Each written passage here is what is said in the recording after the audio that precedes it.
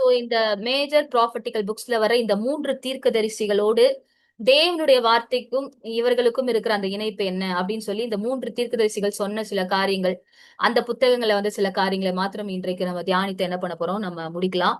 So முதலாவது எசேக்கியேல் புத்தகத்திலே கர்த்தருடைய வார்த்தை பற்றி எசேக்கியலோட அனுபவங்கள் சிலது வந்து எழுதப்பட்டிருக்கு. சோ அந்த வார்த்தைகளை நம்ம என்ன பண்ண போறோம், முதலாவது நம்ம பார்க்க போறோம். இப்ப எசேக்கியேல் புத்தகத்துல நம்ம பார்த்தோம்னா ஆஹ் இந்த வசனங்கள் கொடுக்கப்பட்டிருக்க இந்த வசனங்களை நம்ம பார்க்கும்பொழுது, ஆஹ் மனுபுத்திரனே, நீ காண்கிறதை புசி, இந்த சுருளை நீ புசித்து இஸ்ரவேல் சந்ததியாரத்தில் போய் அவர்களோட பேசு அப்படின்னு சொல்லி ஒரு விஷனை வந்து என்ன பண்றாருங்க, எசேக்கியேல் ஒரு விஷனை பாக்குறாரு. அந்த விஷன்ல அவர் ஒரு புக்கை பாக்குறாரு. அந்த புக்கை பார்க்கும்பொழுது அவருக்கு வந்து ஒரு இன்ஸ்ட்ரக்ஷன் கொடுக்கப்படுகிறது. ஒரு தேவதூதன் ஒரு இன்ஸ்ட்ரக்ஷனை கொடுக்குறாரு. என்ன சொல்றாருன்னா, அதை எடுத்து வாங்கி புசி, அதை சாப்பிடு அப்படின்னு சொல்றாரு. அந்த சுருள் அது வந்து ஒரு ஸ்க்ரால் அப்படின்னு சொல்லுவாங்க. அதை வாங்கி என்ன பண்ணு, நீ புசி அப்படின்னு சொல்றாரு. அதை சாப்பிட்டுட்டு நீ என்ன பண்ணு, போய் இஸ்ரவேல் சந்ததியாரத்துல போய் பேசு அப்படின்னு சொல்றாரு. அப்ப இவர் என்ன பண்றாரு, அப்படியே இவர் வாயை திறக்கும் பொழுது அவர் அந்த சுருளை எனக்கு புசிக்க கொடுத்தார் அப்படின்னு சொல்றாரு. அப்ப என்ன பண்றாரு, அந்த ஸ்க்ராலை இவர் வாங்கி சாப்பிடுறாரு. இது எல்லாமே எங்க நடக்குதுன்னா விஷன்ல நடக்குது.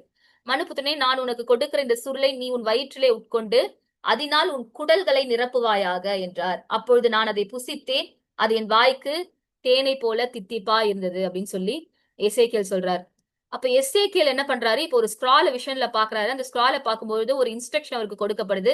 இந்த வார்த்தையை வாங்கி நீ என்ன பண்ணு, புசி, இதை நீ சாப்பிட்டதுக்கு அப்புறமா நான் உன்னை எங்க அனுப்புனா, இஸ்ரவேல் சந்ததியாரிடத்துல நான் உன்னை அனுப்புவேன் அப்படின்னு சொல்றாரு. அப்ப இங்க ஒரு ஒரு ஒரு காரியம் நடக்குது. என்னன்னா, இது ஒரு வேர்ட் ஆஃப் காட், ஒரு ஒரு வார்த்தை வருகிறது.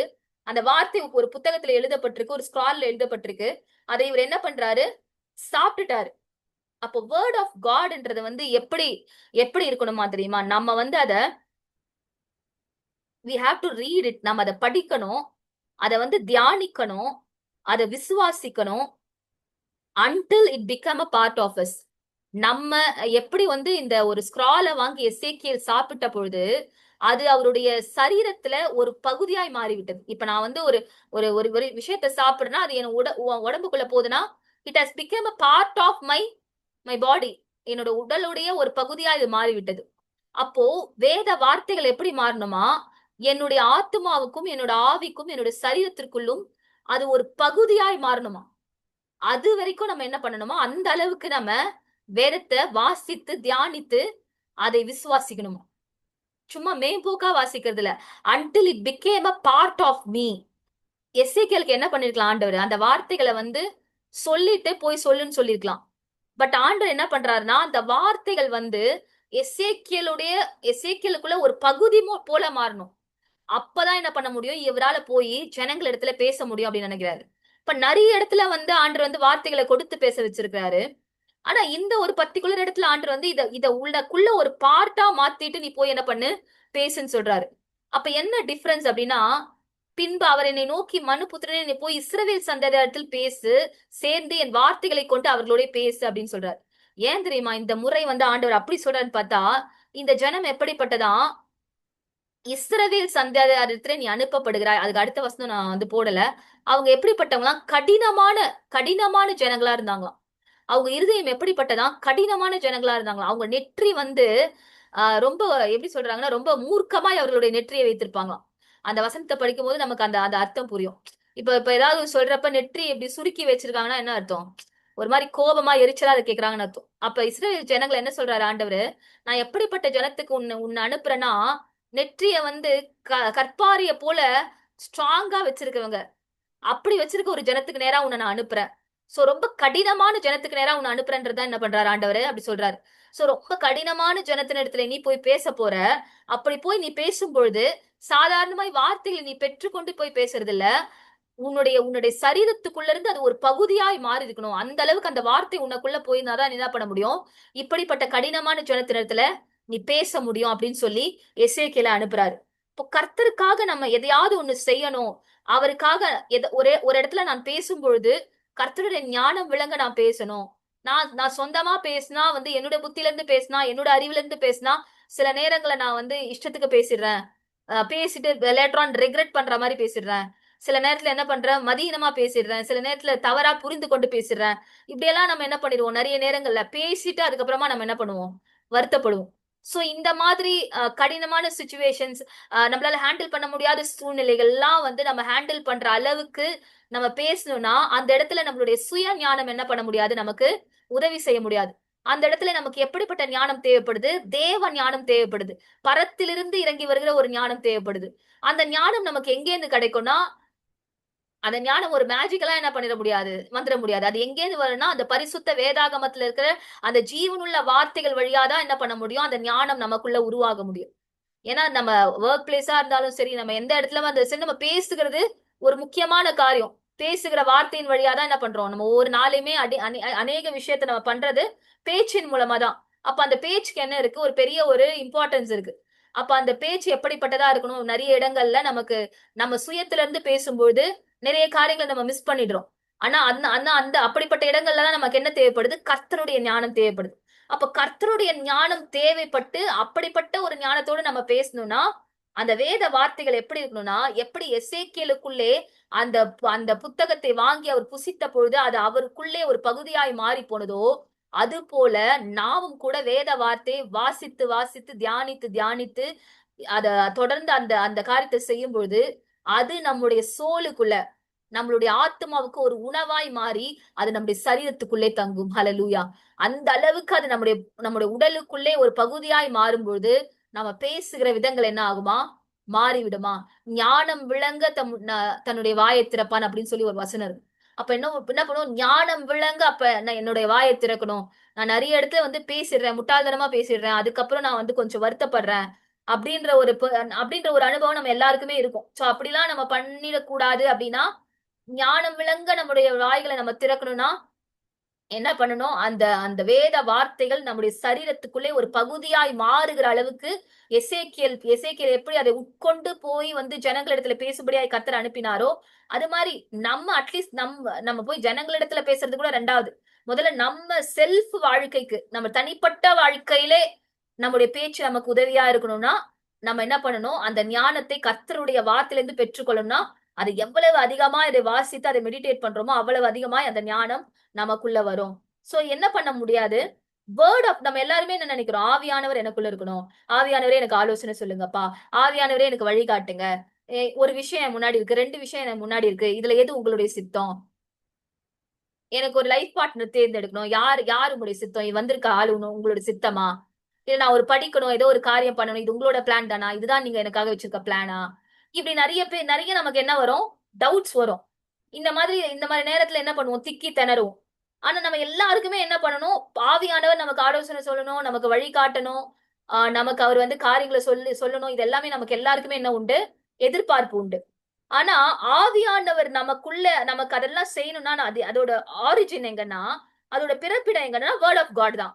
ஏன்னா, வேர்ட் ஆஃப் காடையும், ஸ்பிரிட் ஆஃப் காடையும் நம்ம என்ன பண்ண முடியாதாம்? டிட்டாச் பண்ண முடியாதாம். தனித்தனியா பிரிக்க முடியாது. நம்ம முதல் வாரத்துல நம்ம பார்த்த எத்தனை பேருக்கு ஞாபகம் இருக்குன்னு தெரியல. வேத வார்த்தைகள் எல்லாம் ஆவியானவராலே கொடுக்கப்பட்டிருக்குது. அப்ப இந்த வேத வார்த்தைகள் எல்லாம் என்னது? It is breath of the holy spirit அப்படின்னு கொடுக்கப்பட்டிருக்கு. ஆவியானுடைய சுவாசம் போல என்னது இந்த வார்த்தைகள் இருக்குது. அவரால என்ன பண்ணப்பட்டிருக்கு? இந்த வார்த்தைகள் கொடுக்கப்பட்டிருக்கு. அப்ப you cannot separate word of God and the spirit of God. Spirit of God வந்து எனக்குள்ள இருக்கணும். எனக்கு அனாயிட்டிங் வேணும். நான் வந்து கர்த்தருக்காக பெரிய காரியங்களை செய்யணும். நான் ஏதாவது அவருக்காக பண்ணணும். நான் நான் கர்த்தருக்காக எழுப்பி பிரகாசிக்கணும். எனக்கு வந்து ஸ்பிரிட் ஆஃப் காட் எனக்குள்ள இருக்கணும். அந்த அனாயிட்டிங் எனக்குள்ள அதிகமா இருக்கணும். ரொம்ப கம்மியா இருக்கு. எனக்கு இதெல்லாம் வேணும்னு இதெல்லாம் இப்படிப்பட்ட எக்ஸ்பெக்டேஷன்ஸ் நமக்குள்ள இருந்ததுன்னா, அப்ப நமக்கு அந்த வேர்ட் ஆஃப் காடும் என்ன பண்ணணும்? அதற்கான இடமும் நம்முடைய வாழ்க்கையில இருக்கணும். Because word of God and spirit of God cannot be separated. இப்ப இப்ப ஆவியானவர்கிட்ட நான் ஒரு ஆலோசனை கேட்கிறேன். அவர் என்ன வழி நடத்தணும், அவர் என் கூட பேசணும் அப்படின்னாலே, அவருடைய வழி நடத்துதலே எங்கேருந்து கிடைக்கும்னா, நமக்கு வேத வார்த்தையின் வழியா தான் அவர் வழி நடத்துவாரே. அப்ப வேத வார்த்தைகள் எனக்குள்ள எவ்வளவு அதிகமா இருக்குதோ, அவ்வளவு அதிகமாய் ஆவியானவர் எனக்குள்ள என்ன பண்ணுவாரு? கிரியை செய்வாரு. பயங்கரமா அந்நிய பாஷையில பேசி, பயங்கரமா அப்படியே வந்து நான் வந்து எகிரி எகிரி குதிச்சு இப்படிலாம் நான் பண்ணாதான் வந்து ஸ்பிரிட் ஆஃப் காட் எனக்குள்ள இருக்கிறாருன்னு அர்த்தம் இல்ல. Spirit of God spirit of God எப்படி எனக்குள்ள வந்து ஆக்டிவா இருக்காருன்றதே எப்படி எனக்கு தெரியும்னா, அவர் எவ்வளவு அதிகமா எனக்குள்ள சென்சிட்டிவா இருக்கிறாரோ, அவ்வளவு அதிகமா தான் என்னது அவர் எனக்குள்ள ஆக்டிவா இருக்காருன்னு அர்த்தம். இல்லையா? அப்போ வேர்ட் ஆஃப் காட் எந்த அளவுக்கு அதிகமா எனக்குள்ள இருக்குதோ அந்த அளவுக்கு அவர் என்ன பண்ணுவார், எனக்குள்ள செயல்படுகிறவரா இருப்பார். ஸ்பிரிட் ஆஃப் காட் உள்ள இருந்து கூட செயல்படாம இருக்க முடியும் தெரியுமா? நம்மளால முடியும். அவரை செயல்படாதபடி தடுத்து வைக்க நம்மளால முடியும்.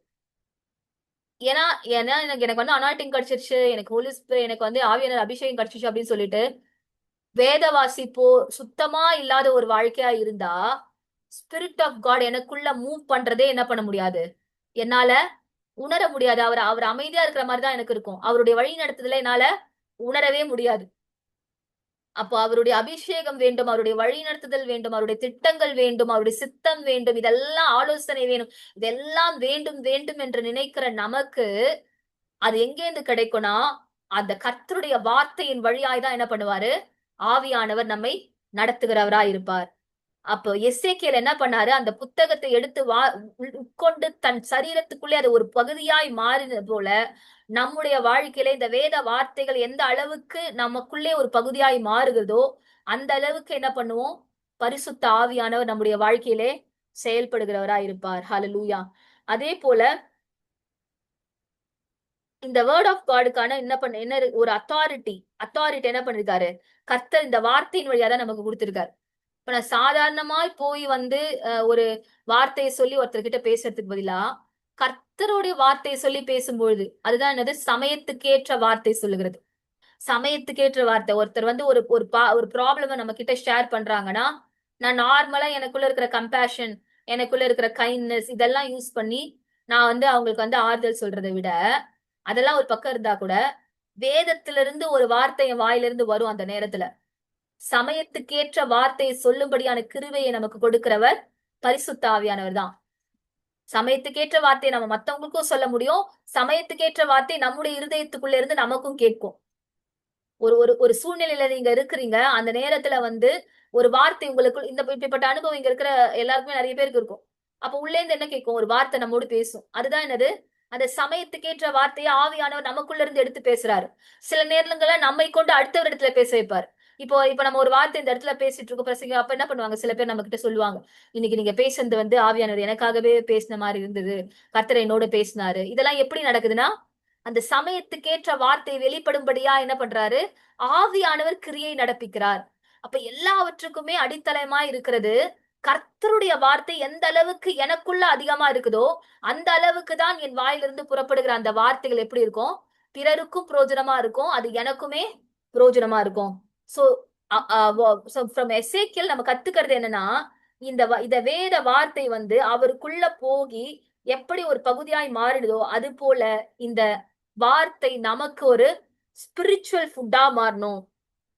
நமக்கு ஒரு ஸ்பிரிச்சுவல் ஃபுட்டா மாறணும், ஒரு ஆவிக்குரிய உணவாய் மாறணும். எப்படி நம்ம வந்து சாப்பிடுறோமோ, நம்ம வந்து விதவிதமா சாப்பிடுறதுக்கு ஆசைப்படுறோமோ, நம்ம அதை தேடுகிறோமோ, அதை வந்து தேடி வாங்கி புசிக்கிறோமோ, அது போல கர்த்தருடைய வார்த்தைக்கான ஒரு தாகம் நமக்குள்ள இருந்து அது நமக்கு ஒரு ஸ்பிரிச்சுவல் ஃபுட்டா மாறும் பொழுது அந்த வார்த்தை நம்மள என்ன பண்ணும், தேற்றும், ஆற்றும், நம்மை கொண்டு மற்றவர்களுக்கு பேச வைக்கும். அதே போல நம்மை வழி நடத்தும், நம்மை பலப்படுத்தும். இப்படி அநேக காரியங்களை என்ன பண்ணும், அந்த சத்திய வார்த்தைகள் நமக்கு செய்யும். இதெல்லாம் நமக்கு தெரியாது இல்ல, புதுசா நான் ஒண்ணும் சொல்ல, இது எல்லாமே நமக்கு தெரிஞ்சதுதான். ஆனா இன்றைக்கு ஆவியானவர் நம்ம கூட பேசுற ஒரு காரியம் என்னன்னா, அது வெளியில ஒரு பைபிள்ல இருக்கு, நான் படிக்கிறேன், ஜஸ்ட் போயிடுறேன் அப்படின்றது ஒரு வகையான பைபிள் ரீடிங். பைபிள் படிச்சா அப்படியே படிச்சுட்டேன் அப்படின்னு சொல்றது, ஒரு 2 அதிகாரத்தை படிக்கிறது என்னது, பைபிள் படிக்கிறது. ஆனால் இந்த இடத்துல எசேக்கியேல் செய்த ஒரு காரியத்தை தான் இன்றைக்கு ஆவியானவர் நம்ம கூட பேசிட்டு இருக்காரு. அதை வாங்கி அதை நான் புசித்தேன், அது என் வாய்க்கு தேனை போல தித்திப்பா இருந்தது அப்படின்னு சொல்றாரு. அதனால என்ன பண்ணாராம், குடல்களை நிரப்புனாராம். ஹalleluya. அது அது அதனால் உன் குடல்களை நிரப்புவாயாக அப்படின்னு சொல்றாரு. அப்ப குடல்கள் என்னது, ஃபுட்டு. அது குடல்கள் போய் ஃபுட்டு மாதிரி அது உன்னை நிரப்பட்டும் அப்படின்னு சொல்லி ஆண்டவர் என்ன பண்றாரு, அந்த ஸ்டால் அவர் கையில கொடுக்குறாரு. அதுதான் என்னது, அப்ப நம்ம வேதத்தை வாசிக்கிறது எப்படி வாசிக்கணும்னா அது நமக்கு ஒரு ஸ்பிரிச்சுவல் ஃபுட்டா, என்னுடைய ஆத்மாவுக்கும் ஆவிக்கும் ஒரு ஸ்பிரிச்சுவல் ஃபுட்டாய் மாறும் மட்டும் அந்த அளவுக்கு நம்ம என்ன பண்ணணுமோ அதை படித்து, அதை தியானித்து, அதை விசுவாசித்து, அதை உட்கொண்டு நம்முடைய சரீரத்தின் ஒரு பகுதியாய் மாறுகிற அளவுக்கு நாம் அதோடு கூட இணைக்கப்பட்டிருக்கணும். அதுதான் எசேக்கியேல் என்ற தீர்க்கதரிசி வேதத்தை அந்த வார்த்தையை கையாண்ட விதத்திலிருந்து நம்ம கற்றுக்கொள்கிற ஒரு காரியம்.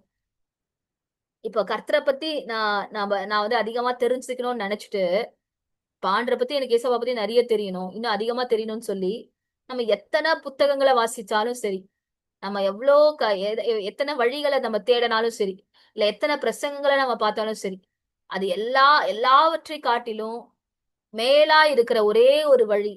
there might be many other ways to find God. கர்த்தரை பத்தி அதிகமா தெரிஞ்சுக்கிறதுக்கு நிறைய வழிகள் இருக்கலாம், நிறைய வழிகள் நம்ம ஃபாலோ பண்ணலாம். ஆனா எல்லாவற்றுக்கும் மேலா இருக்கிற ஒரே ஒரு வழி என்னது? அந்த சத்திய வார்த்தைகள்.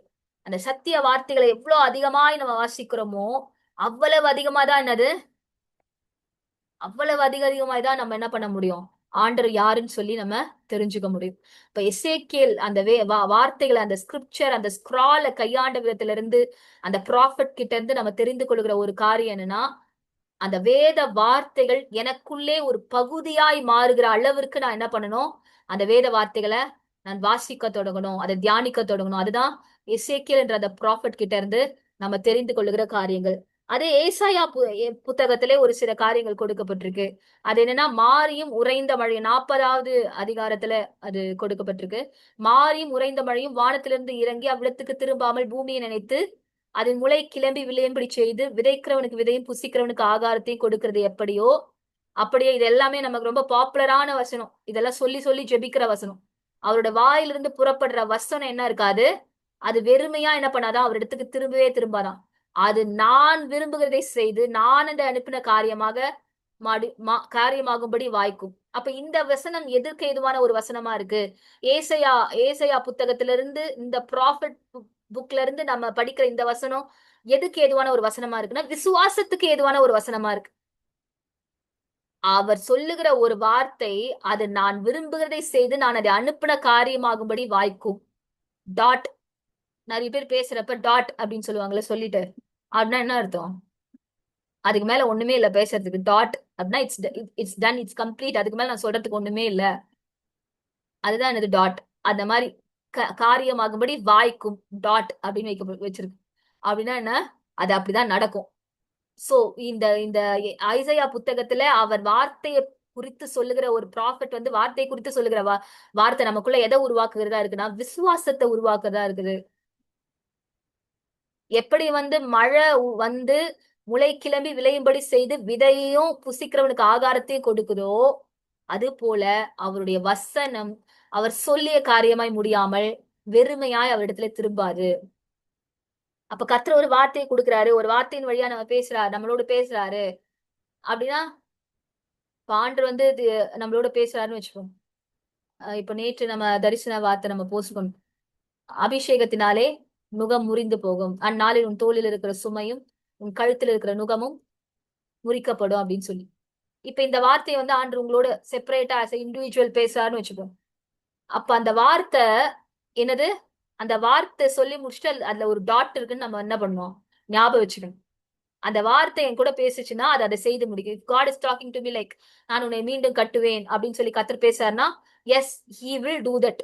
அதை கண்டிப்பா என்ன பண்ணுவாரு, செய்வாரு. அப்படின்றதுதான் இந்த வசனத்தின் மூலமாய் நமக்கு கிடைக்கிற ஒரு விசுவாசம்.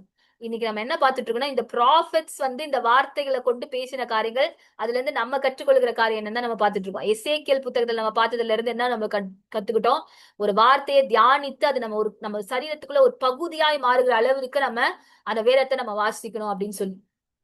அதே போல ஏசையா புத்தகத்துல கொடுக்கப்பட்டிருக்க வசனத்தை வைத்து நமக்குள்ள என்ன என்ன கிடைக்கும், விசுவாசம். கர்த்தருடைய சத்திய வார்த்தைகள் சொல்லிய காரியமாய் வாய்க்கும். 100% என்ன பண்ணலாம், நம்ம நம்பலாம். சில பேர், சில ஃப்ரெண்ட்ஸோட வார்த்தை, இல்ல சில சில நமக்கு மேல இருக்கிற யாராவது ஒர்க் பண்ற எம்ப்ளாயிஸ் ஆர் ஹூஎவர், சில பேரோட வார்த்தைலாம் லைக் அவங்க சொன்னா நம்ம என்ன சொல்லுவோம்ல, அவங்கள பத்தி நம்ம கேரண்டி கொடுப்போம். இந்த பர்சன் சொல்லிட்டா 100% செஞ்சிருவாங்க அப்படின்னு சொல்லுவோம். இல்ல இவங்க ரொம்ப ட்ரஸ்ட் வர்த்தி, இவங்க சொன்னாங்கன்னா உயிர் போனாலும் கண்டிப்பா செஞ்சிருவாங்க, நீங்க நம்பலாம் இவங்கள அப்படின்னு சொல்லி அவங்கள பத்தி நம்ம இன்னொரு பர்சன் கிட்ட நம்ம வந்து என்ன பண்ணுவோம், நம்ம அவங்கள பத்தி சிபாரிசு பண்ணி பேசுவோம். இவங்க ரொம்ப ட்ரஸ்ட்வர்தியான பர்சன், அவங்களே சொல்லிட்டாங்கன்னா 100% உங்களுக்கு இதை பண்ணி கொடுத்துருவாங்க கண்டிப்பா அப்படிலாம் சொல்லுவோம். சோ ஒரு மனுஷனோட வார்த்தை மேல என்ன என்ன என்ன கிடைக்குது நமக்கு, அவ்வளவு நம்பிக்கை வர்றதுனாலதான் அவங்கள பத்தி இன்னொரு பர்சன் கிட்ட நம்ம வந்து ரெக்கமெண்ட் பண்ணி பேசுறோம். அப்போ ஒரு மனுஷனே வந்து அதை செய்ய ஒரு சொல்ற வார்த்தையை செய்கிற அளவிற்கு அந்த மனுஷன் வந்து ஒரு ட்ரஸ்ட்வர்த்தி பர்சன்ற நம்பிக்கை நமக்குள்ள கிரியேட் ஆனதால் தான் இன்னொருத்தரை பத்தி சொல்றோம். அப்ப என்ன தெரிஞ்சிருக்கு? அவங்கள பத்தி நமக்கு அதிகமா தெரிஞ்சிருக்கு. அவங்களோட நம்ம என்ன பண்ணிருப்போம்? அதிகமா பழகியிருப்போம். அவங்களுடைய வார்த்தைகளை அவங்க நிறைவேற்றுகிறத நம்ம பார்த்திருப்போம். அப்ப கர்த்தரோட வார்த்தை எந்த அளவுக்கு ட்ரஸ்ட்வர்த்தி அப்படின்ற நம்பிக்கை நமக்குள்ள இருக்கா? ஒரு மனுஷனை பத்தி இன்னொரு மனுஷனுக்கிட்ட சொல்லி நம்ம 100% பேசுறோமே. ஆனா கர்த்தருடைய வார்த்தைன்னு வரப்ப அதே 100% நம்பிக்கை நமக்கு இருக்கா? இப்போ எத்தனையோ காரியங்களை தேவன் செய்து முடித்ததை நம்ம வேதத்துல பாக்குறோம். பட் ஆனா என்ன வர மாட்டேங்குது நமக்கு? அந்த இடத்துல மட்டும் நமக்கு விசுவாசம் வர மாட்டேங்குது. அதானே ஏசாயா என்ன சொல்லியிருக்காரு? அந்த தீர்க்கதரிசி சொல்லுகிற வார்த்தை, அவர் சொல்லிய காரியம் என்ன என்ன என்ன நடக்குமா? அது நான் விரும்புகிறதை செய்து நான் அதை அனுப்பின காரியமாகும்படி வாய்க்கும். எதுக்காக என்னோட வார்த்தை வந்து பரலோகத்திலிருந்து புறப்பட்டு வருதோ அந்த வார்த்தை என்ன ஆகும்? அது தன்னுடைய வேலையை செய்துதான் முடிக்கும் அப்படின்னு சொல்றாரு. அப்புறம் இன்னும் சில வசனங்களை பார்க்கும்பொழுது, மாம்சம் எல்லாம் புல்லை போலவும் அதன் மேன்மை எல்லாம் வெளியின் பூவை போலவும் இருக்குது. அப்ப புல்லு பூ, மாம்சம் எப்படி இருக்கான்? நம்மளுடைய ஃபிளஷ் எப்படி இருக்கான்? புல்ல போல இருக்கான். அதன் மேன்மை, அது எவ்வளவு மேன்மை உள்ளதா இருந்தாலும் அது ஒரு பூவை போலதான் இருக்குதாம். அப்ப கர்த்தரின் ஆவி அதன் மேல் ஊதும் பொழுது புல்லும் உலர்ந்து போயிடும், பூவும் உதிர்ந்து போயிடும். எவ்வளவு பயங்கரமான ஆளா இருந்தா கூட, என்ன மாம்சத்துக்கு இன்னைக்கு மனுஷன் செய்யாத காரியம் ஏதாவது இருக்கா? எவ்வளவு காரியங்களை மனுஷங்க நம்ம செய்யறோம்ல அந்த மாம்சத்துக்கு எவ்வளவு காரியங்களை செய்யறோம். எவ்வளவு அழகா எவ்வளவு என்னதான் பண்ணி வச்சிருந்தாலும் சரி, எவ்வளவு ஸ்ட்ரென்த்தா பண்ணி வச்சிருந்தாலும், எவ்வளவு அழகா பண்ணி வச்சிருந்தாலும், எத்தனை மேன்மையை அந்த சரீரத்துக்கு நம்ம கொடுத்திருந்தாலும் அது எப்படிப்பட்டதா அந்த மேன்மை? ஒரு பூவை போன்றது தானா.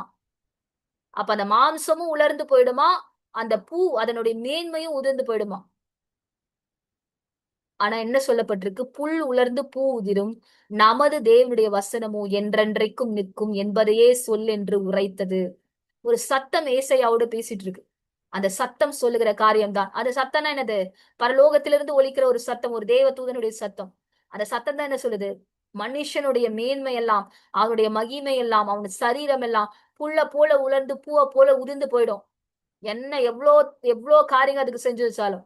ஆனால் தேவனுடைய வசனம் என்றென்றைக்கும் நிற்பது, என்றென்றைக்கும் நிற்கும் என்பதை சொல்லு. ஹல்லேலூயா. வசனம் வசனம் தான் என்னது? எல்லாமே. வார்த்தை தான் எல்லாமே. வார்த்தையை கொண்டு ஜெபிக்கிற ஜெபத்திற்கு தான் வல்லமை உண்டு. வார்த்தையை கொண்டுதான் அந்த அந்த கிறிஸ்தவ வாழ்க்கை என்ன பண்ணப்பட்டிருக்கும்? கட்டப்பட்டிருக்கும். சோ வார்த்தை இல்லாத ஒரு வாழ்க்கை, அது ஒரு கிறிஸ்துவுக்குள்ளே வாழுகிற ஒரு வாழ்க்கையே கிடையாது. நான் அடிக்கடி சொல்ற மாதிரிதான் இன்னைக்கும் நான் சொல்றேன். இன்னுமே நான் வேதத்தை வாசிப்பதற்கு நான் வந்து போராடிட்டு தான் இருக்கிறேன்.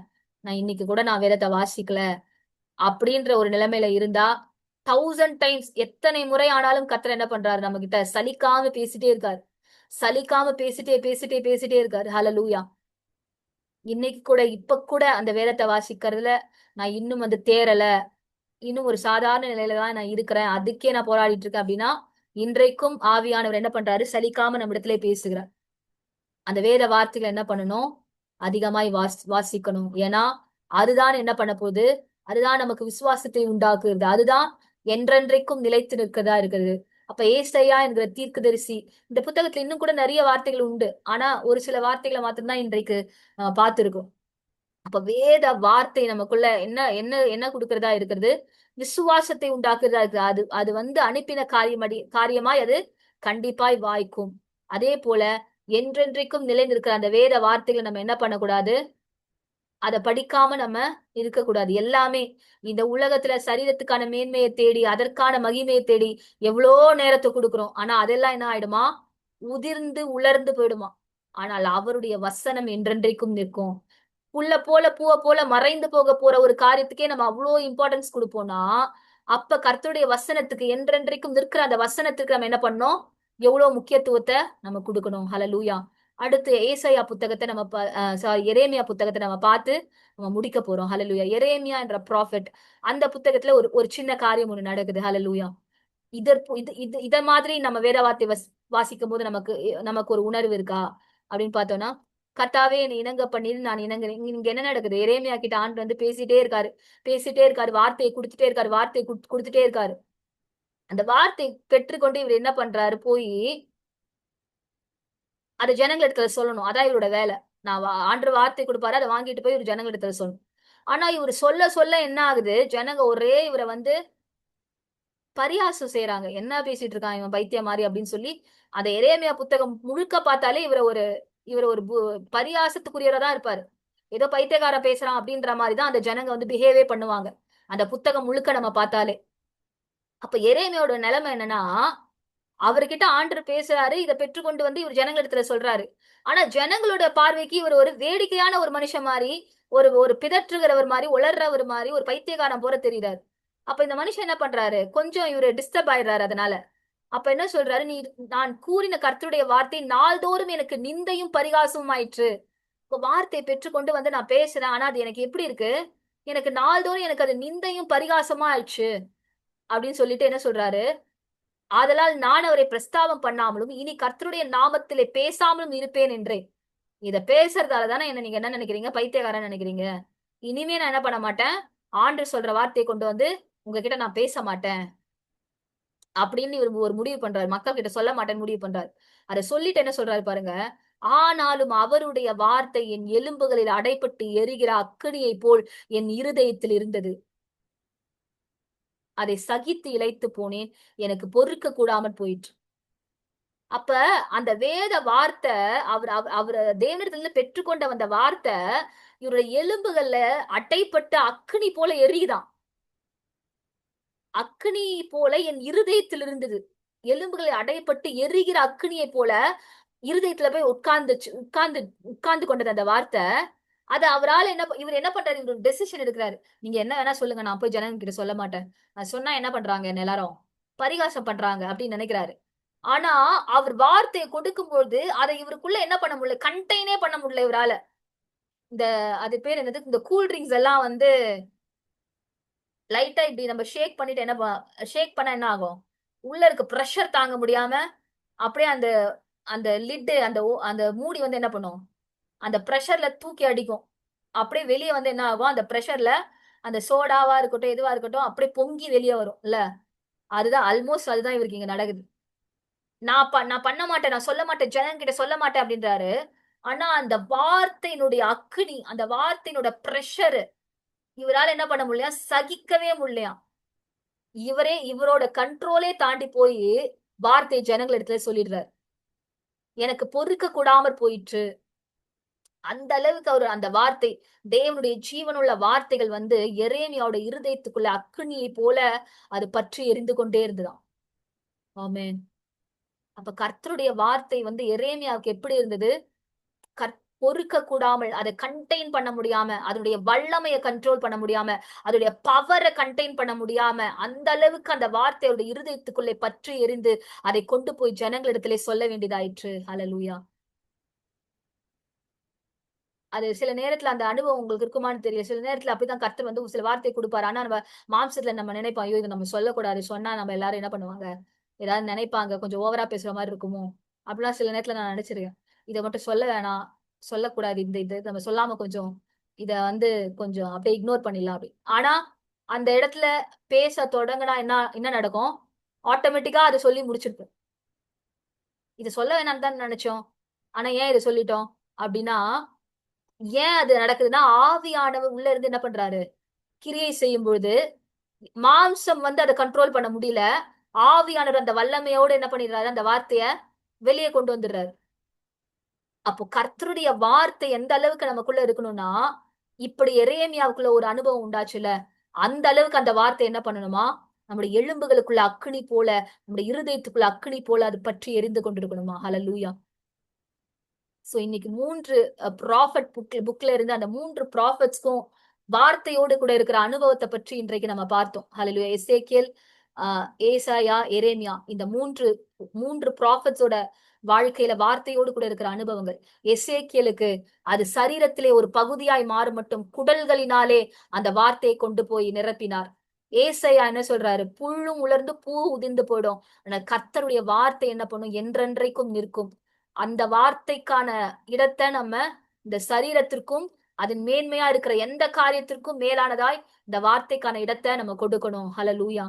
அது ஏன்னா அது சொல்லிய காரியமாய் அது வாய்க்கும். அவர் சொன்னா அது நடந்துதான் தீரும். ஹல்லேலூயா. அடுத்து எரேமியா புத்தகத்தை நம்ம பார்க்கும் பொழுது, தான் கர்த்தருடைய வார்த்தையை பேசுகிறது நிந்திக்கப்பட்டாலும், நிந்திக்கப்பட்டதால நான் அதை சொல்ல மாட்டேன்னு நினைச்சாலும், அவருடைய பலனை தாண்டி அந்த வார்த்தையினுடைய வல்லமை அவருக்குள்ள இருந்து புறப்பட்டு வெளியே வருது. ஹalleluya. அன்கண்ட்ரோலபிளா அது வெளியே வர்றது. அது எரேமியாவோட அனுபவமா இருக்கு. அப்ப நமக்குள்ள அந்த வார்த்தையின் வல்லமை நம்மை தாண்டி அந்த வல்லமை புறப்பட்டு வரும். அந்த அளவுக்கு அந்த அந்த வார்த்தை என்ன பண்ணணும், நமக்குள்ள பற்றி எரிந்து கொண்டிருக்கணும். அதுதான் எரேமியா புத்தகத்திலிருந்து வார்த்தையோடு எரேமியாக்கு இருக்கிற அனுபவத்தின் மூலமாய் நம்ம கற்றுக்கொள்ளுகிற ஒரு காரியமா இருக்கு. ஹalleluya. இன்றைக்கு கூட நம்ம